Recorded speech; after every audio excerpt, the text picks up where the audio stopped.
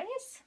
All right, in the spirit of showing plants when they're either not in their best condition or answering questions, these guys aren't in particularly bad condition, but they do have some stuff going on that will be good to show. And that is aloe vera. There's been quite a lot of questions directed at me or just in general on groups that I've seen lately about aloe and how to take the babies off, as well as what size pots they need, how much water they need, how much light they need, why are the leaves doing certain things. I'm going to pull this guy out of his pot so that we can have a better look. Alrighty. Now, one thing about succulents is, in general, they would rather have too small of a space than too large. Now, this is within reason. Of course, they will run out of room and nutrients and whatnot. Typically, again, this is a generalization. I know I say stuff and then people are like, not always. Typically, succulents produce babies when they are root bound, and this can be for a variety of reasons, one of which is the mom thinks that there's not enough nutrients left in the environment, which would be this, and decides I'm not going to make it, so I need to shoot off some babies. You know, maybe they'll make it, maybe by next season there'll be a bigger pot or more water, etc. And so you can use this to your advantage, and I often do. People are like, oh my goodness, your aloes are so overgrown. I'm like, no, I want babies. And so I wait, I pot them in a very close, tight pot, and then when they are, after they have some babies that are happy and healthy that I can remove, then I will remove them and put the moms into a larger pot so they can adjust. And so when you're going to remove babies, ideally you want them to have some roots of their own, which these larger guys do. There's some nice long roots here. This belongs to the baby. You want to get about as close to the mother as you can to get as many roots on the baby. And wherever it attaches either to the base of the mother's stem or to the roots, which this one attaches down below the root, you can either cut or just gently pull.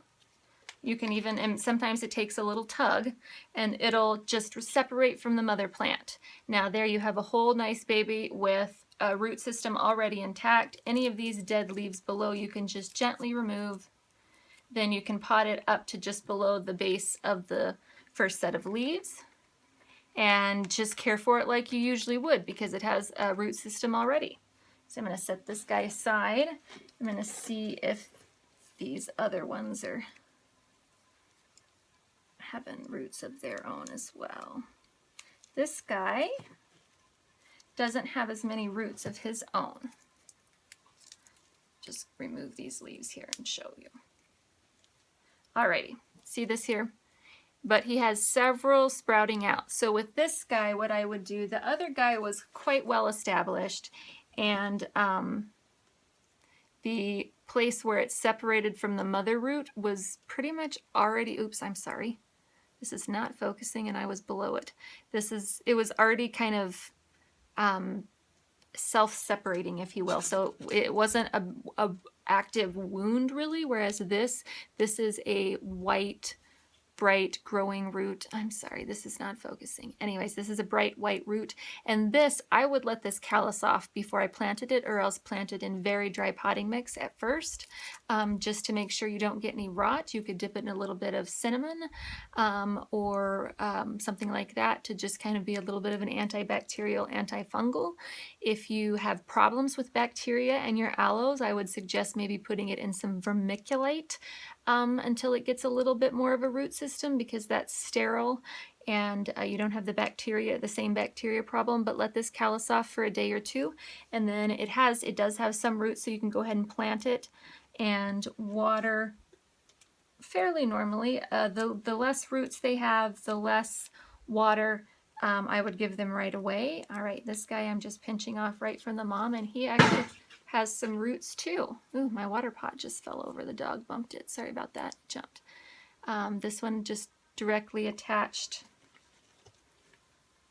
this was just directly attached right to the mom, just like that. So pull it off, and there's some roots there. You can see, again, I would let this callus off because this is a fresh, really active root, and then plant it. And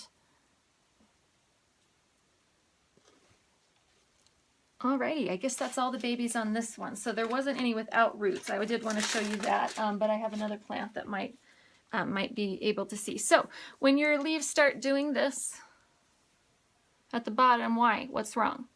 The answer is nothing in general. If they look like this, if they're thinning and they're kind of rubbery and, yeah, rubbery, not mushy or soft, but rubbery, that's just normal dieback. The leaves from the base die and they get new growth in the top crown area every spring. And so when they get, you know, really like this, I pull them off, because I like to keep mine cleaned up because I'm obsessive generally. And these leaves here, I would probably go ahead and remove this bottom leaf since I'm repotting this into a bigger pot. I will use this leaf, so I'm going to set that aside. And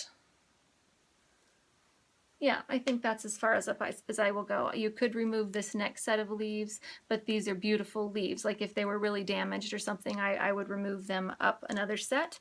And then this is going to go into a larger pot than this right now so that it can have a little bit more room and be a little bit less top heavy. And so I'm going to let this, since I removed a couple fresher leaves, I'm going to let this callus off just probably for an hour or two because it's plenty warm and it's in the shade. And then I'm going to go ahead and pot this, and I'm going to pot it, and then I'm going to put some top dressing of pumice around it to hold this up a little bit better. Alrighty, I'm not going to do that on tape because this is getting long. Alrighty, so here is... This is its cousin. And in the top here, you can see how this is a lot lighter. In real life, it seems to be a lot more obvious than it is looking on the camera right now. But it's almost, let me see if I can get a close-up. It's almost white up in here at these top. These top leaves are really, really light right in here, and that's because it wasn't getting enough sun. The sun changes directions obviously everywhere, but because of where our house is, our windows get significantly different light from the seasons. And again, like I said, I was very sick and ignoring my plants and did not rotate them into different windows once the east windows got completely shaded. So they started leaning. You can see this guy is leaning and reaching and lightening up. All he needs is a little more sun. You do want to catch him before it gets too far, because when they etiolate, which means stretching to reach the sun, when they do that, they don't ever shrink back, is the sad part. And so you kind of lose your beautiful complex plant. Like this aloe is one of my bigger ones, and you can see he started getting a little bit lighter in the center also, but he is a bit more compact and not, the neck isn't quite as, I call this the neck, all of these technical terms, no, not, but isn't as stretched out, and that's because he had some better lighting. Alrighty, so, quick before this video goes on forever.